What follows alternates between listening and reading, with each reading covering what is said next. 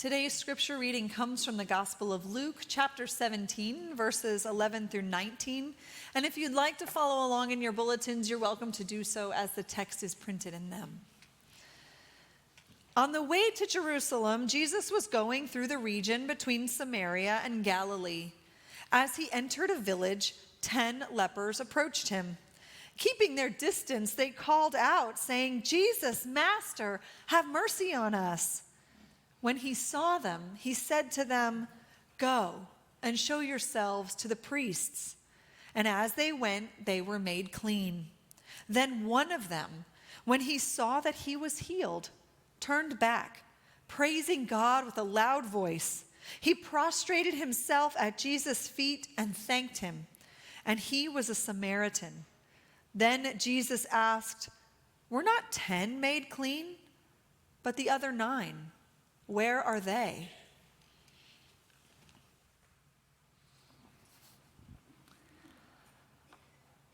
Dr. Gary Dorrien teaches social ethics, theology, and philosophy of religion as the Reinhold Niebuhr Professor of Social Ethics at Union Theological Seminary and Professor of Religion at Columbia University. He was previously a distinguished professor at Kalamazoo College, where he taught for 18 years and also served as the dean of Stetson Chapel and director of the Liberal Arts Colloquium. Professor Dorrien is the author of 21 books and more than 300 articles that range across the fields of social ethics, philosophy, theology, political economics, social and political theory, religious history, cultural criticism, and intellectual history. Social critic Michael Eric Dyson wrote in 2021, "Gary Dorrien is the greatest theological ethicist of the 21st century, our most compelling political theologian, and one of the most gifted historians of ideas in the world." Philosopher Cornel West describes Dorrien as the preeminent social ethicist in North America today. Philosopher Robert Neville calls him the most rigorous theological historian of our time, moving from analyses of social context and personal struggles through the most abstruse theological and metaphysical issues. Dorrien told an interviewer in 2016, "I am a jock who began as a solidarity activist, became an Episcopal cleric at 30, became an academic at 35, and never quite settled on a field, so now I explore the intersections of too many fields." Will you join me in warmly welcoming Dr. Gary Dorrien to the Naples UCC pulpit?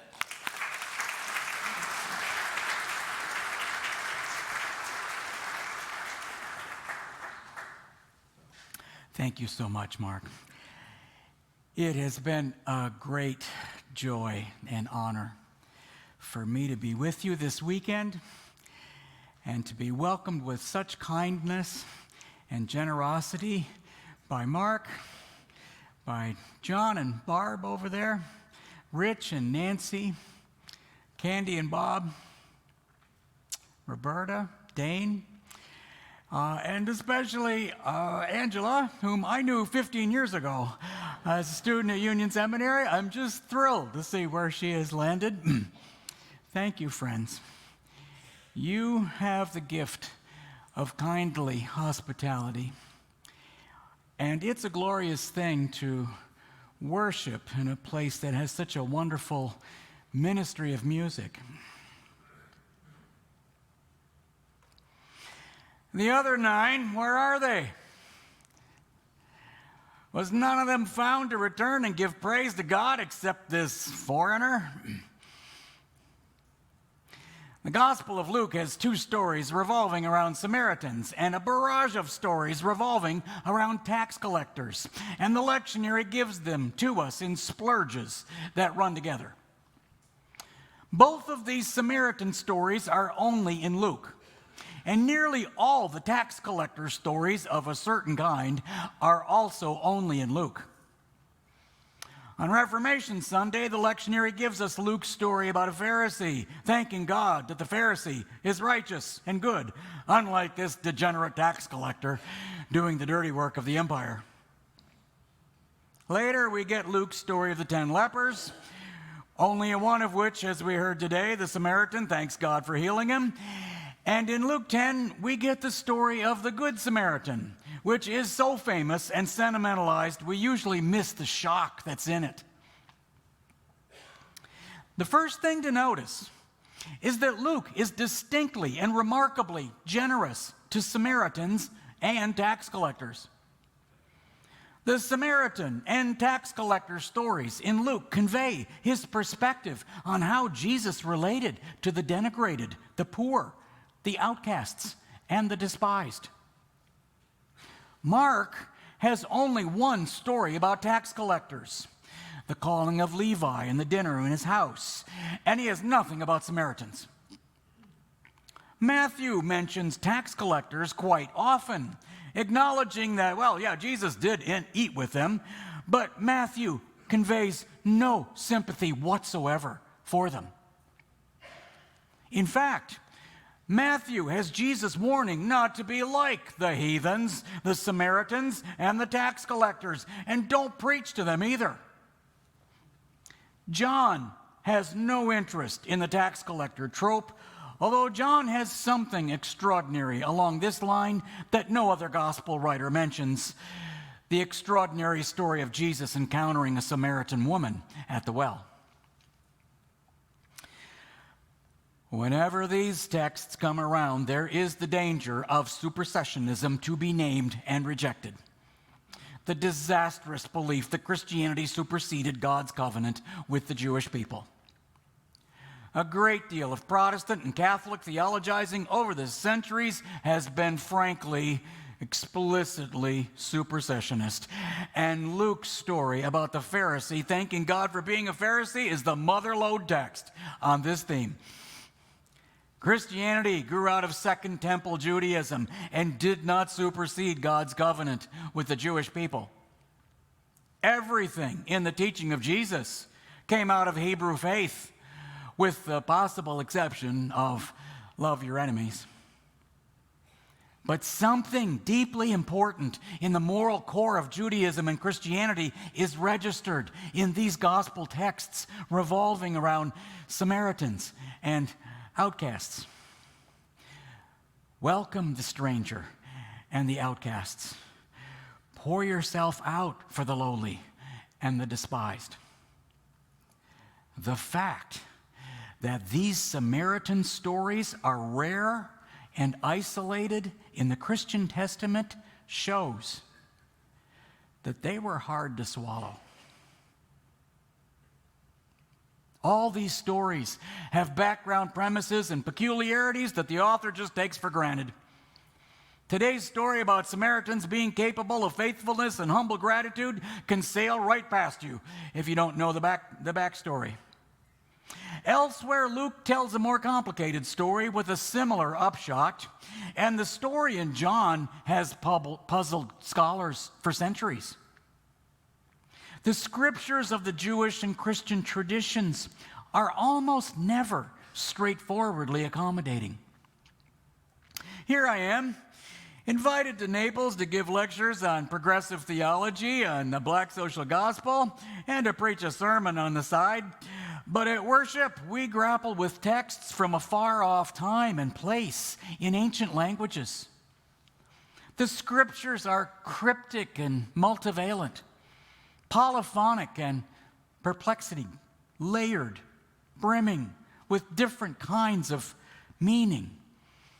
Scriptural, symbolic, analogical, metaphorical, parabolic, eschatological, just piling perspectives on each other.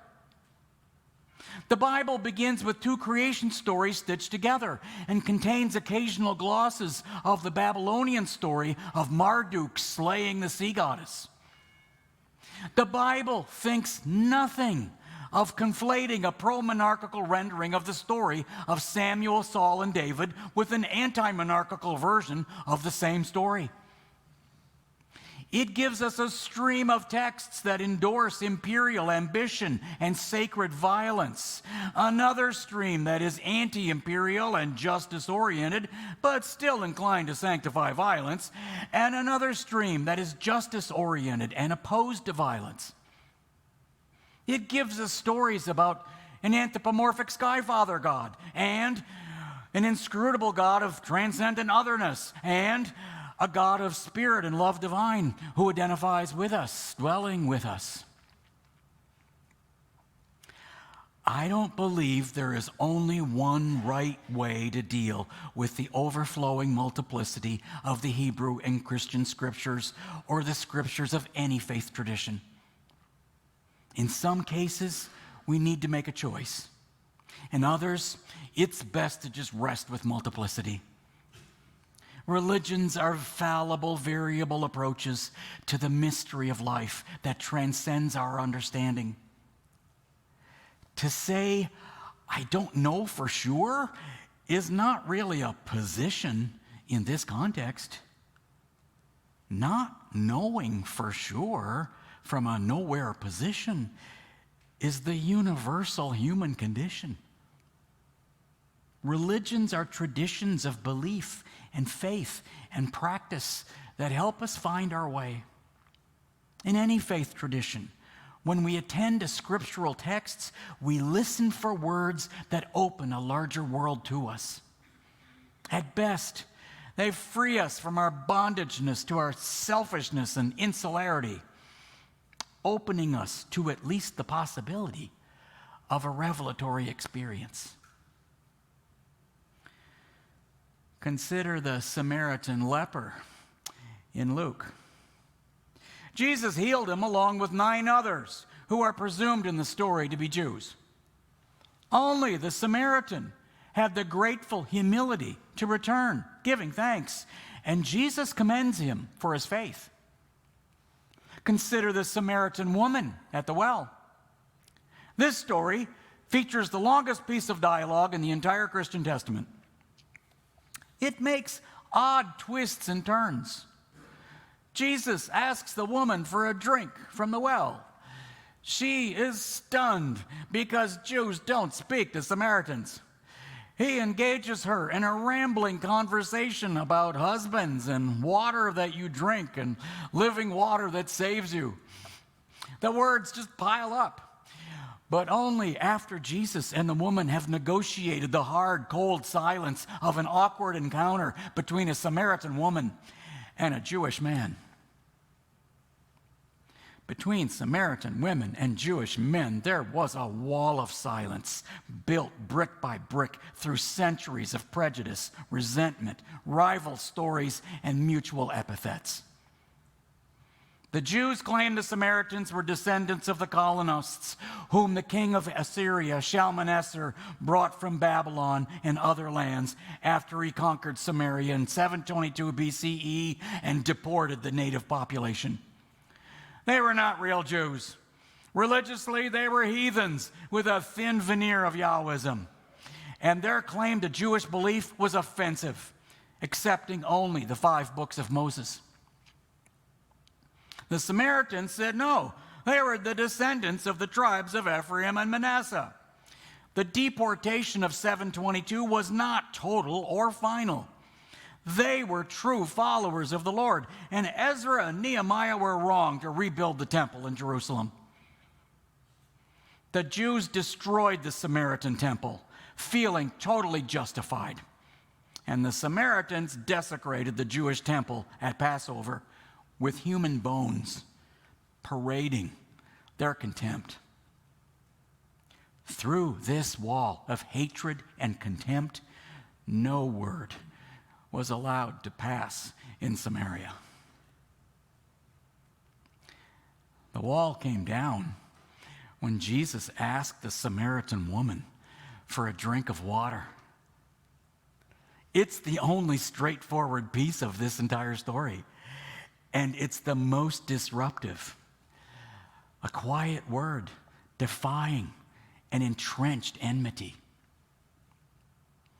On December 1st, 1955, A bus driver in Montgomery, Alabama, ordered 4 African Americans to get to the back of the bus. Rosa Parks spoke so softly that day that if the bus had been running, she might not have been heard. She was planning to do this sooner or later because she was, after all, the secretary for the NAACP in Montgomery, and they had a whole group that was ready to get a bus strike going. But she had no particular intention of it being that day. It was just a day when she said quietly and out of the blue, "No, my feet are tired." Her words drove a crack into the wall of racial apartheid in this country. The civil rights movement of 1955 to 1968 was incomparably beautiful, daring, traumatic, and searing in American history. It abounded with noble visions, resounded with magnificent rhetoric, ended in nightmarish despair, and does not end. It put on global display the ravages of racism and racial caste in this country. It sang and preached and marched for a better world. The symbol of the movement, Martin Luther King Jr., became a global icon by assailing his country's racial prejudice, condemning its economic injustice, opposing its war in Vietnam, standing with the poor and oppressed, expounding a vision of liberation, and being assassinated for doing so. To me, this story surpasses all other American stories. It crashed through my lower-class white world in my youth and put me on a very unlikely path. But after he was gone, we domesticated King to the point where it became hard to fathom or even remember that he was the most hated person in this country while he lived. When lightning struck in Montgomery in December 1955, King had a freshly minted PhD from Boston University, and he imagined how his mentors, the fathers of the black social gospel, would respond to this moment. He argued in his doctoral dissertation that God is the personal ground of the infinite value of human personality. The dissertation said nothing at all about racial injustice, but every sentence in it was implicitly about it. Evil is that which degrades personality, the sacred dignity of every life. American racism was all about degrading and negating the personhood of African Americans. If religion meant anything in the U.S.-American context, it had to speak and shout a contrary word.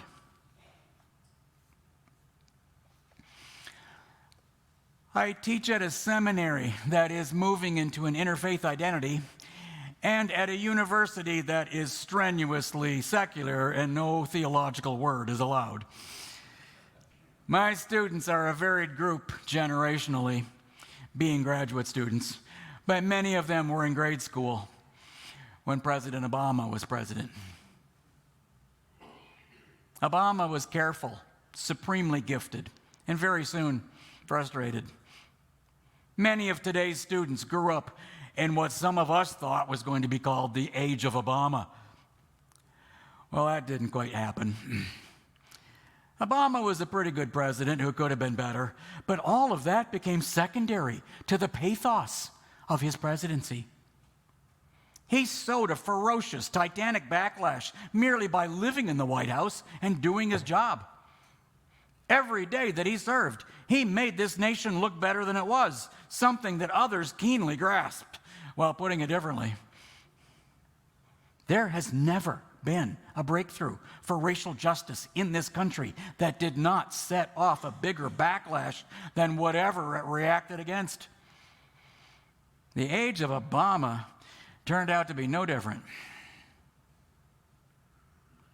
Many of my students came of age when idealistic talk about a post-racial future gave way to anxious talk about losing our way. Then their coming of age years came along, and it became undeniable that we have lost our way. Anxiety yielded the sheer raucous hostility and trauma that marks certain names that just burn in your heart. Trayvon Martin, Michael Brown, Eric Garner, Sandra Bland, George Floyd, so many others. I'm on the road every week, speaking mostly to small churches just trying to survive. Many mainline Protestant and Catholic churches are grappling for the first time with their complicity in white supremacy. Other people's complicity they have lamented for many years. For decades, these churches pleaded, "We're so welcoming and we want to be more diverse. Why are we so white?" We're finally getting past that stage, but the next stage is painful and people recoil from it. In my experience, ecumenical religious communities grapple with our nation's history better than comparable secular groups. Secular progressive organizations and corporations are the next most willing, and after that, it's like falling off a cliff because so many people are just completely unwilling. Many of us were taught that racism is essentially a problem of bias, a prejudice to be overcome. But fixing on bias is merely a starting point. People don't admit to being racially biased, and the bias concept screens out that white supremacy is fundamentally a structure of power based on privilege. Racism as bias yielded generations of white liberals who claimed that giving no credence to racial anything was the most non-racist thing they could do. Some of the white liberals who co-founded the NAACP held that view. Howard Thurman's spiritual mentor, the great Quaker theologian Rufus Jones, refused to say anything whatsoever about race in his many books. He wrote constantly about peace and love. He reasoned that race is a baleful category, so just don't talk about it. My students cannot fathom how this type of white liberal might have been ethically sincere. I work very hard at trying to explain it, and they just don't believe it. For 18 years, I taught at a liberal arts college that I love dearly, and which was very much like most of the others in our area of the Midwest. We struggled to attract Black and Asian students and faculty. We did even worse at recruiting Latinx students and faculty, and we outright failed to retain African American faculty. We went to workshops, we confessed our racism, and thought, okay, now we're getting somewhere. But nothing changed, even if entire departments went to the workshops. One year, we lost 80% of our African American faculty. Why was this happening? It was tempting to blame the colleagues who pined for the white male monoculture of the past and who refused to go to the workshops. But the college made a strong commitment to multiculturalism. The opposition decreased through retirements, and we still lost Black colleagues. On their way out, they said virtually to a person, "This place is so white, I just can't breathe here." Finally, our group of workshop veterans began to interrogate our culture of whiteness. This was harder and way more painful than the anti-bias approach, but it exposed the structures of privilege that insulated our existence. If you live in this society without being constantly reminded of your race, and you don't have to worry about representing your race, and you can worry about racism without being viewed as self-interested, and you don't have to worry about being targeted by police for your race, you are a beneficiary of racial privilege. In religious communities across the country and in corporations and the academy, the torturous work of interrogating it has begun. Sometimes it zooms into self-righteous posturing and delusion. The political right has no corner whatsoever on sheer meanness and conceit. The real work requires humility and persistence. I'm in a different denominational context every week.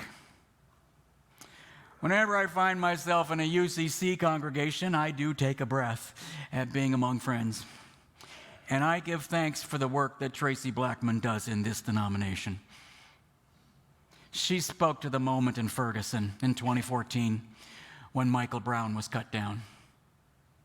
She doesn't want the church to tell people how they should vote, but she personifies that there is no genuine Christian gospel that does not include justice and working for it.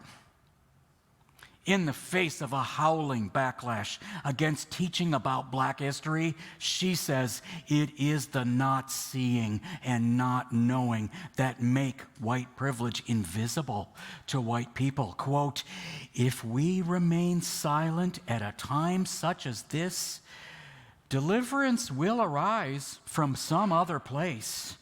But we, my friends, we will be lost." Unquote. The local congregation is the fundamental vehicle of religious practice in every denomination. But congregations have never been at the forefront of gospel justice work. Ecumenical, interfaith, and community organizing networks are the vehicles that most effectively put our faith into action for justice.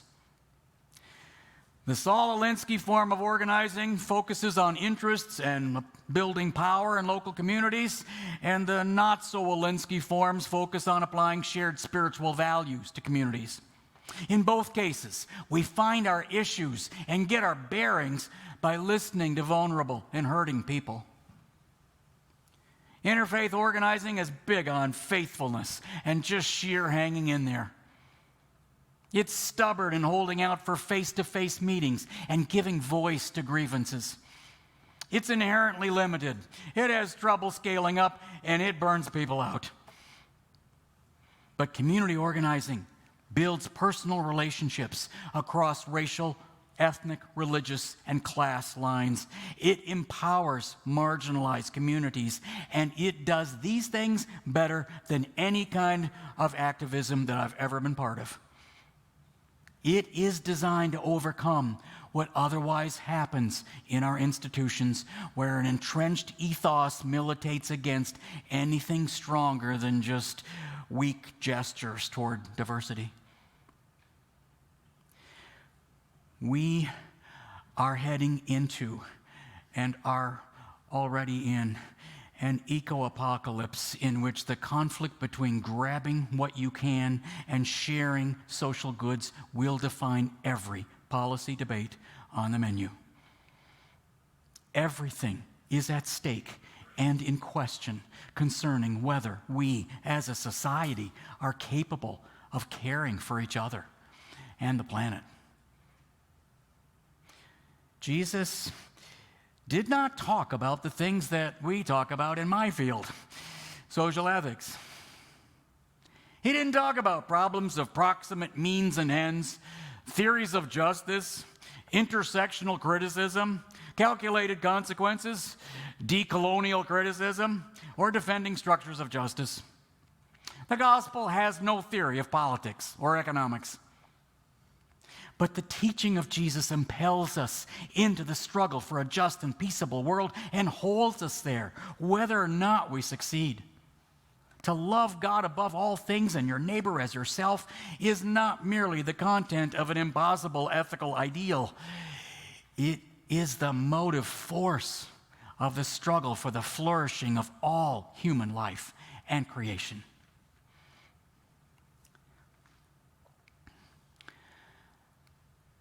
On the road, I meet a lot of people for whom Christianity is just a ruined word.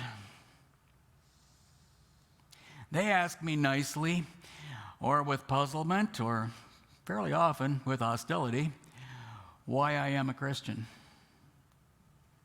I try to explain that I was drawn long ago into the spirit and way of Jesus, which draws me like a magnet into its gravitational force. I was caught by the gospel picture of the divine word entering the world. I am held by the experience of the subversive peace and grace of Christ, the meaning of suffering, the challenge to oppose every form of exploitation and violence, the willingness to give my life to others, and the promise of new life that it brings. These experiences shape my understanding of how I should live. To say with Paul that faith, hope, and love remain, these three, doesn't mean the evidence is in their favor. It means they remain, they abide, regardless of the evidence. Love makes you care, makes you angry, throws you into the struggle.